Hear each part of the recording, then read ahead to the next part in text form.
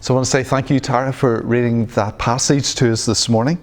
I've entitled this talk, Don't Waste Your Life Pouring It into Things That You Have Produced with Your Own Hands, when you can pour your heart, your life and your soul into living, loving the God who made you and praying to Him for others. Suppose it's a question of what you're pouring your life into, really, isn't it? Because folks, this much is true. Life is going so quickly.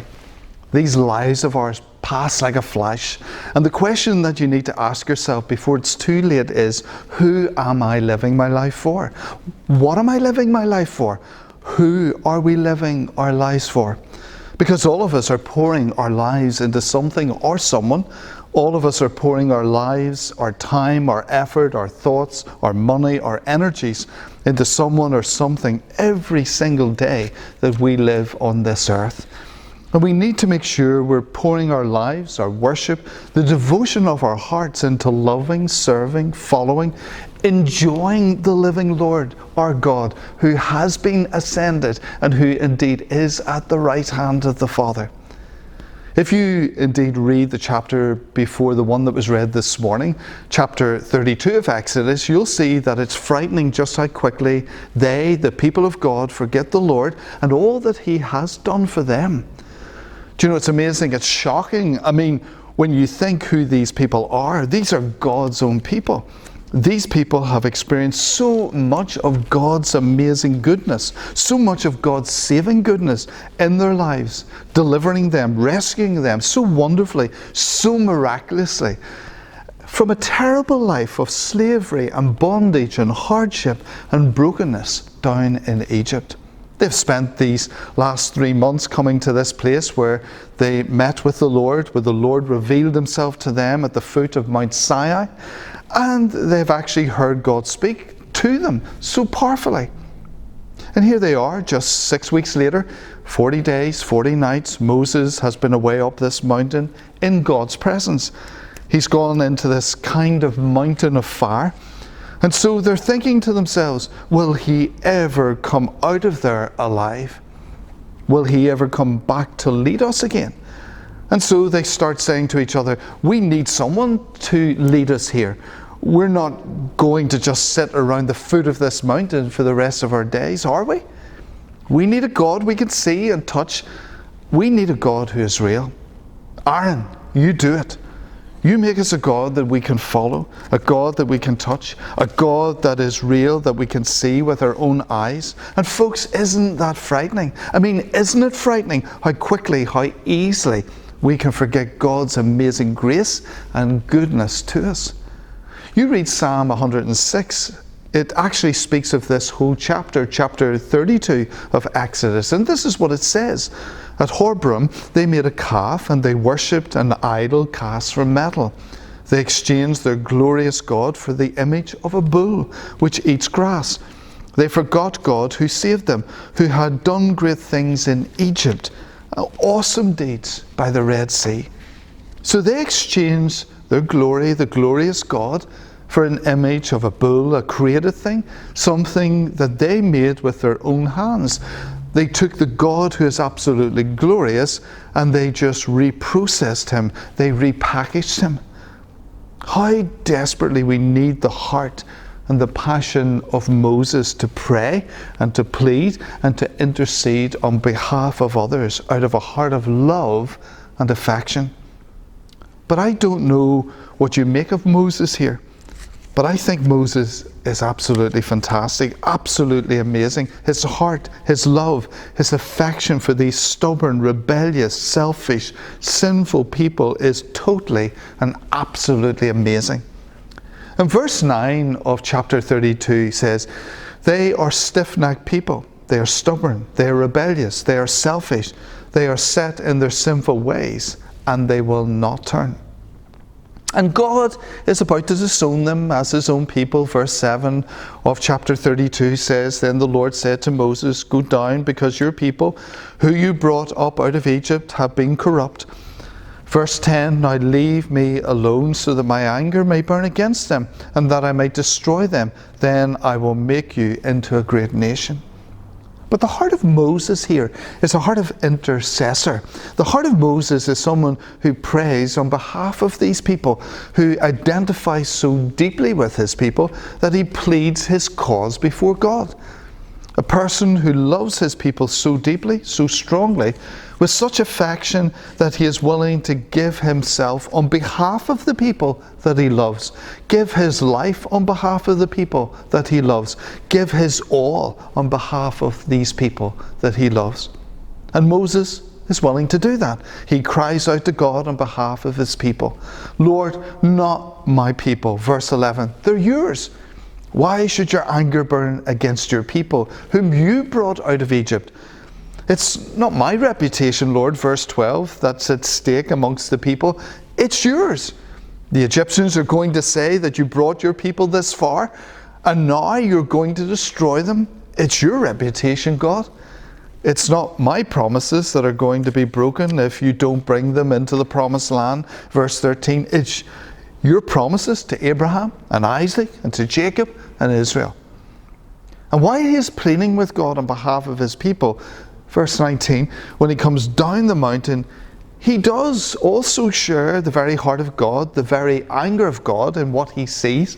Verse 19, when Moses approached the camp and he saw the calf and the dancing, his anger burnt. Exactly the same phrase as in verse 10. God says, my anger burnt against them.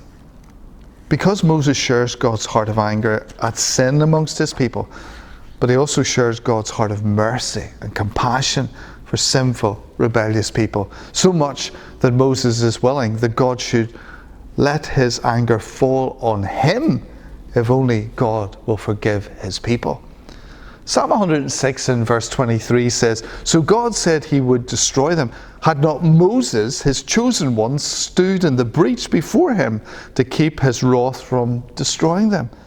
What does it mean to stand in the breach? Well, God is about to destroy his people, rightly and justly, and Moses says, I'll stand between you and them.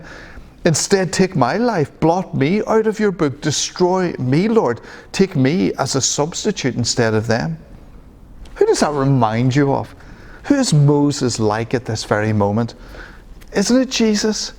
He's a little picture of Jesus. He's meant to point you right the way through the Old Testament. He's meant to point you to the gospel. He's meant to point you to Jesus, our Saviour, our intercessor, our mediator, our friend, who shares his Father's heart of anger at sin, but shares his Father's heart of mercy and compassion for us, his people.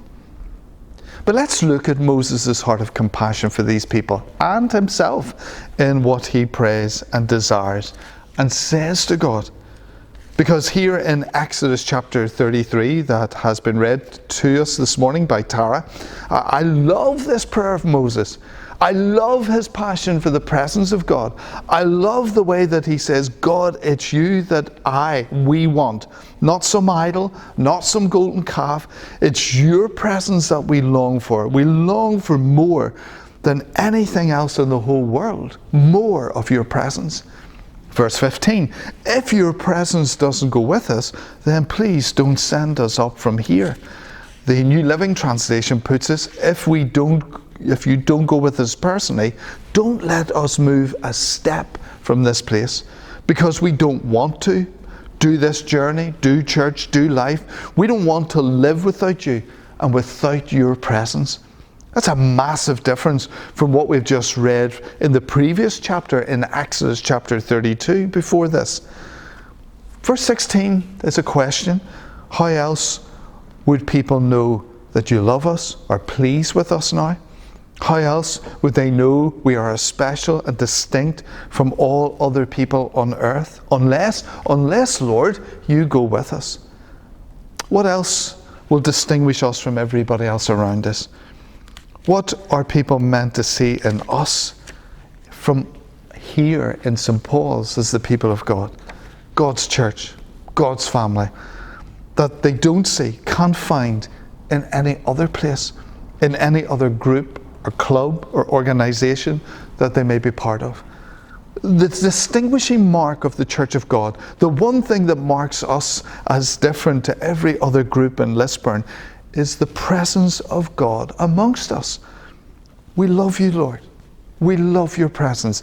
We love that when we worship and lift your name up, that your presence, your glory, your glorious presence comes down from heaven and touches us where we gather. And I so long, folks, with all my heart, that you will sense the unmistakable presence of Jesus in this place and beyond this place, in your homes this morning as we gather for worship. So that anyone searching for God will know that God is right here in this city of Lisburn. That God, the living God, is alive in our hearts and our souls in this place and from this place. That God is powerfully present and wonderfully speaking and working and touching people's lives in our gatherings. I love 1 Corinthians chapter 14 verse 25, where the Apostle Paul is talking about what happens when someone who doesn't believe in God comes into a gathering of God's people where God is speaking and God's people are worshipping. And he says this: as they listen, their secret thoughts will be exposed, and they will fall to their knees and worship God, declaring, God is truly here among us. David Watson, that great Anglican minister, in one of his books called You Are My God, writes this. Listen to this story. A student came to our church one evening, brought by her Christian friend. The student was not a Christian herself, and she was embarrassed to discover that it was a communion service. Feeling increasingly out of place within that atmosphere of joyful corporate worship, she walked out of the service halfway through. Later, however, she realised that she had left her scarf behind, so she returned when she thought that the service would be over. Since we had come to the end of the administration of the bread and wine, the girl went up to the front pew to collect her scarf. At that moment, there was silence, following a flow of continual praise. The student wrote to me the next day, I heard God actually speak to me in those moments. I came back into the church, in a church of hundreds of other people present, not to run as I had done so often before. I felt and experienced God's presence, something terrifying yet wonderful. There she surrendered her life to Jesus. What a beautiful story. And the question, don't you long that for us here in St. Paul's, for people coming in from outside to say, what is this? There is something different here. It's like I can sense God's presence. It's like I can feel the nearness of Jesus. So what is our goal? Our goal, first of all, is to delight God's heart, enjoy God's presence, glorify God's name in everything. What is our mission and our passion? To see everyone in Lisburn and beyond become fruitful disciples of Jesus. What's our convictions? That we will envision, equip and empower every member of St. Paul's Church to live their lives every day and everywhere, loving God, loving one another, and loving those who don't not yet believe. So the question, how will we love God and show our love to God? Answer, we love God by pursuing His presence as our highest priority when we gather to pray, to worship Him, growing into a more intimate relationship with Him and carrying His presence out into our everyday lives and relationships throughout the week. That's what we pray for each week on a Wednesday evening, that's what we become. That we become like perfume, aftershave, a fragrance that other people will smell and taste, and they will want this themselves, that fragrance of Jesus. I love that whole conviction, that as we pursue God's presence in prayer and worship, that we will be soaked and saturated in His presence, and that we go from worship scattered into lots of different places and situations in this coming week, carrying something of His presence, His love, His mercy, His kindness, His gentleness, His grace, and touching people's lives with His presence wherever we go and whatever we do. So the question, don't you long to carry the presence of Jesus so contagiously with you this week? That as you touch other people's lives, that they will feel they're being touched by the very presence of Jesus Himself. Duncan Campbell, who was powerfully used by God in a revival, an awakening that took place in the Hebrides in 1949 to 1953, a powerful move of God that saw a huge number of people converted and Christian people revived and awakened by God. He defined revival as this: a community saturated in the presence of God. And folks, honestly, I love that definition. A community that is saturated in the presence of God. God's presence in times of revival is so powerful, so strong, so real, so tangible, so touchable, that everywhere you go, down the street, people in the community are talking about God, talking about what He is doing, the lives He is touching and awakening and saving and transforming by His grace and kindness. Imagine if that were the talk you heard and engaged in tomorrow down in Lisburn, or from wherever we meet today. That God's presence is felt everywhere in this city and beyond. Tim Keller says that revival is this: sleepy Christians wake up. That's why we call it an awakening. Unchurched people are gloriously converted. I love that. I would love to see a great awakening in our souls, our towns, our cities, our land. Because God has done it before in what we know as the 1859 revival, when 100,000 people were brought to faith in Christ. And the whole atmosphere in towns and cities were dramatically changed as lives were dramatically transformed. I would love you to take this prayer and use it every day to cry out to God for more. And here it is: more of a fresh, new awakening in our souls, our church, our city, our land. Let me give it to you again. More of a fresh, new awakening in our souls, our church, our city, our land.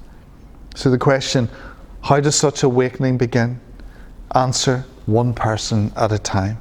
One person touched by God. One person spiritually shaken, stirred, awakened by God, revived by God.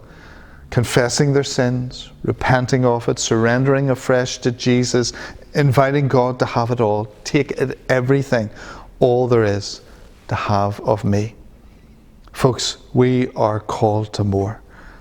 And as the people in this chapter were this morning in Exodus, we are called to see the church arouse and awaken the nation. It's our hearts, it's my heart, it's our cry, it's our prayer like Moses. Lord, we long for your presence, your glory, your glorious presence. Won't you come down and do a fresh work of your Holy Spirit in us, in me, my soul. More, Lord, more. Have it all. And there is much to have of us. Take us, Lord, and use us and work through us. Amen. We're going to have a little video now. It's a little video of a man who is blind. He's begging on the streets. He has a card in front of him, but someone comes along and transforms the words on the card. And watch the reaction and watch what takes place. Watch this now.